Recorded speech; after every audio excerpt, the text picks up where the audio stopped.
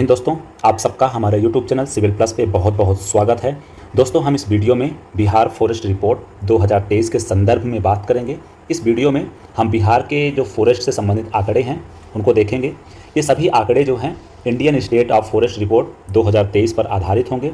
Indian state of forest report जो publish करने वाली संस्था है उसका नाम है फॉरेस्ट सर्वे ऑफ इंडिया, या आप कह सकते हैं कि केंद्रीय पर्यावरण एवं जलवायु परिवर्तन मंत्रालय जो है वह इस रिपोर्ट को पब्लिश करता है। यह रिपोर्ट जो है प्रति 2 वर्ष में एक बार पब्लिश की जाती है और इस रिपोर्ट का जो पहला संस्करण आया था वो 1987 में आया था और जो लेटेस्ट संस्करण अभी 18 संस्करण आया है वो दिसंबर 2024 में पब्लिश किया गया है। ये बात आप ध्यान रखिएगा। तो इस रिपोर्ट के अनुसार जो बिहार के महत्वपूर्ण आंकड़े हैं उनको हम अब देखते हैं।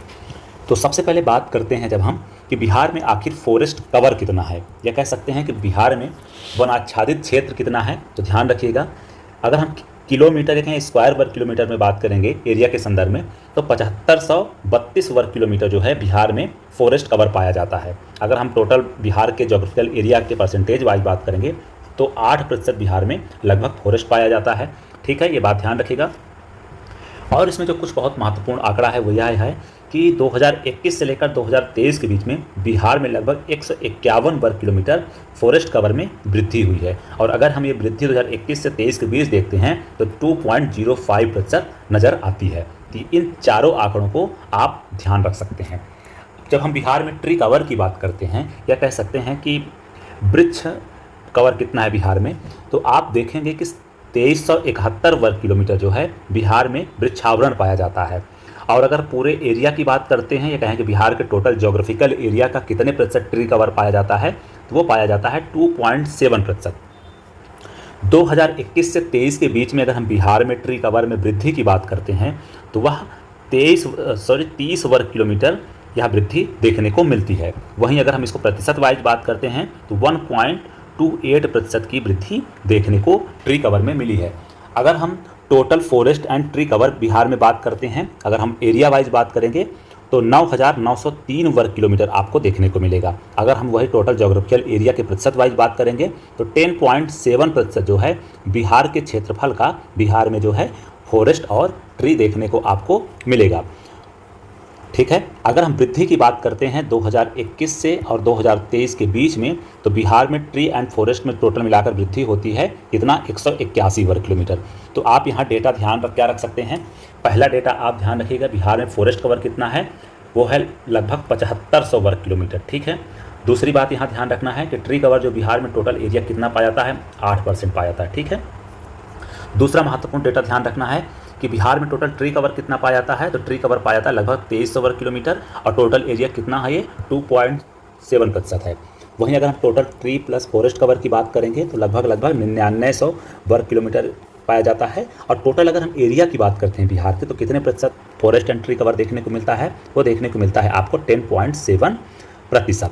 ओके, तो ये महत्वपूर्ण आंकड़े हैं, आप इनको अच्छे से ध्यान रखिएगा। ठीक है, चलिए आगे बढ़ते हैं। अब सर्वाधिक अगर हम ट्री कवर की बात करते हैं बिहार में किन किन जिलों में देखने को मिलता है, अगर हम एरिया के आधार पर बात करेंगे तो सबसे ज़्यादा ट्री कवर बिहार में कैमूर में देखने को मिलता है, उसके बाद पश्चिमी चंपारण और रोहतास।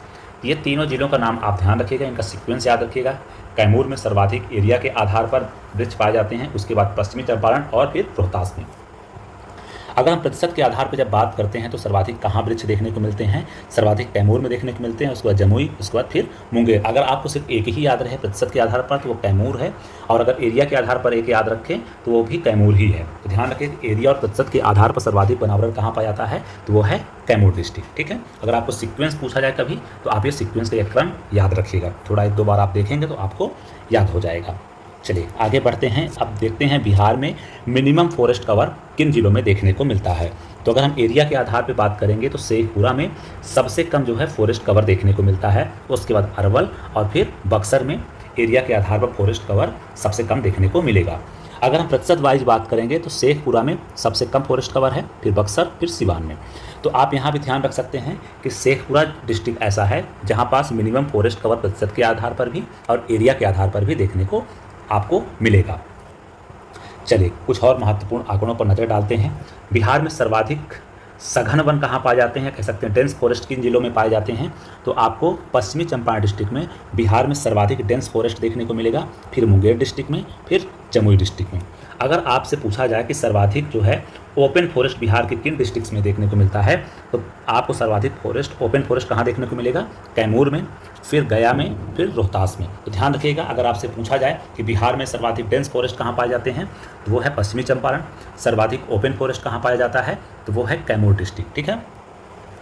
अगर आपसे सवाल ऐसा पूछा जाता है कि बिहार में सर्वाधिक फॉरेस्ट में वृद्धि कहाँ हुई है, किस जिले में हुई है, तो उस जिले का नाम ध्यान रखिएगा, उसका नाम है भागलपुर। यहाँ लगभग 34.5 वर्ग किलोमीटर के आसपास वृद्धि हुई है फॉरेस्ट में। अगर सर्वाधिक फॉरेस्ट में कमी की बात की जाए, कहीं डिक्रीज कहाँ हुआ है बिहार में, किस जिले में हुआ है, तो उस जिले का नाम क्या है दोस्तों, उस जिले का नाम है कैमूर। यहाँ पास लगभग 26 वर्ग किलोमीटर के आसपास फॉरेस्ट का लॉस हुआ है। तो सर्वाधिक फॉरेस्ट में वृद्धि किस जिले में हुई है, वो हुई है भागलपुर में, और सर्वाधिक फॉरेस्ट में लॉस किस डिस्ट्रिक्ट में हुआ है, वो है कैमूर डिस्ट्रिक्ट में। बिहार में जो है टोटल ओपन फॉरेस्ट में कितनी वृद्धि हुई है, तो ओपन फॉरेस्ट में बिहार में लगभग 527 वर्ग किलोमीटर की वृद्धि हुई है, और वेरी डेंस फॉरेस्ट में जो वृद्धि हुई है वो हुई है 156 वर्ग किलोमीटर। ठीक है दोस्तों, बिहार में सर्वाधिक ओपन फॉरेस्ट पाए जाते हैं, जो बिहार के कुल फॉरेस्ट का लगभग 51.3% है। ये डेटा भी आप याद रखिएगा। बिहार में अगर हम झाड़ियों की बात करते हैं, स्क्रब्स की बात करते हैं, तो कितने प्रतिशत पाई जाती हैं, तो बिहार के कुल भौगोलिक क्षेत्र का कह सकते हैं टोटल जोग्राफिकल एरिया का 0.28% बिहार में झाड़ियाँ पाई जाती हैं। अगर हम इसको एरिया वाइज बात करते हैं तो 260.80 वर्ग किलोमीटर जो है बिहार में झाड़ियाँ देखने को मिलती है। बिहार में टोटल कार्बन स्टॉक की बात करते हैं तो वो आपको देखने को मिलेगा 58,451 टन। ठीक है, इसमें अगर 2021 से 23 के बीच वृद्धि की बात करेंगे तो 1570,000 टन में इसमें वृद्धि देखी गई है।